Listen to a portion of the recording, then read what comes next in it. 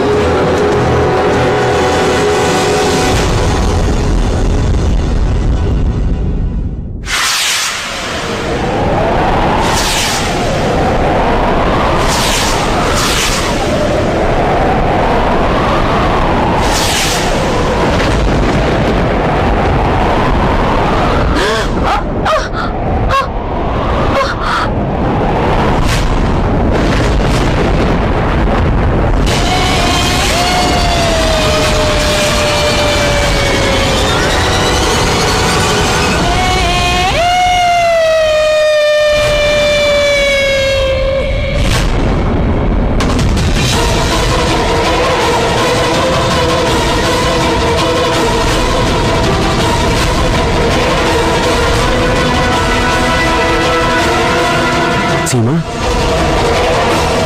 சீமாவோட சிலைக்கு என்ன ஆகுது?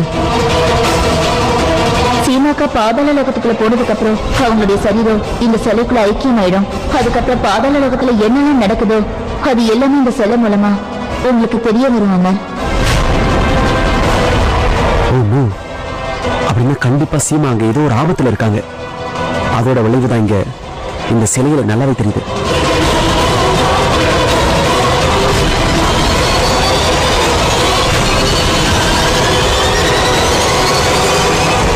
அம்மா தாயே, நீங்க தான் சீமாவை காப்பாத்தணும். அம்மா தாயே, எனக்கு ஒண்ணுமே புரிய மாட்டேங்குதுமா. இப்போ சீமாவும் தேவிகாவும் எங்க இருக்காங்க?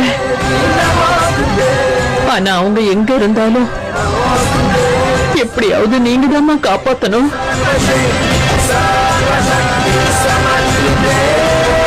ஆனா எனக்கு என் சீமா மேல முழு நம்பிக்கை இருக்கு. அவ எங்க இருந்தாலும் என்ன பண்ணிக்கிட்டு இருந்தாலும் அதுக்கு பின்னாடி ஒரே ஒரு நோக்கம் மட்டுமே இருக்க முடியும்.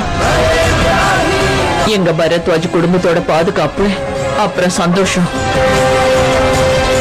அதனாலதான் உங்ககிட்ட சொல்றேன், அவளுக்கு தைரியத்தை கொடுங்க. அவளோட நம்பிக்கையை எப்பவுமே உடைய விட்டுறாதீங்க.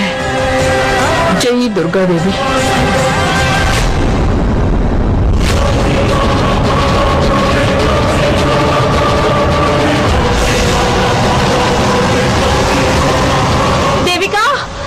தேவிகா, சீக்கிரம் வா.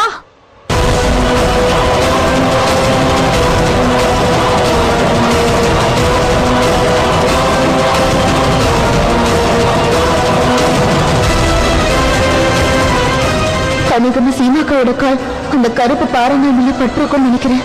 இப்ப அவங்களுக்கு ஏதாவது உதவி பண்ணியாகணும். ஆனா எப்படி?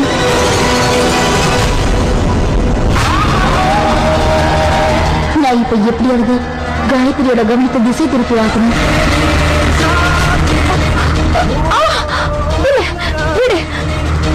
என்ன விடு.